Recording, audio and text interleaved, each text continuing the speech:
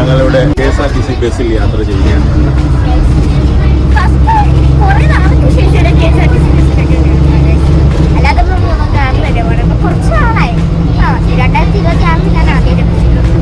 എങ്ങനെയുണ്ട് KSRTC bus പോണ experience? അവിടുന്ന് വാങ്ങുന്ന തിന്നാൻ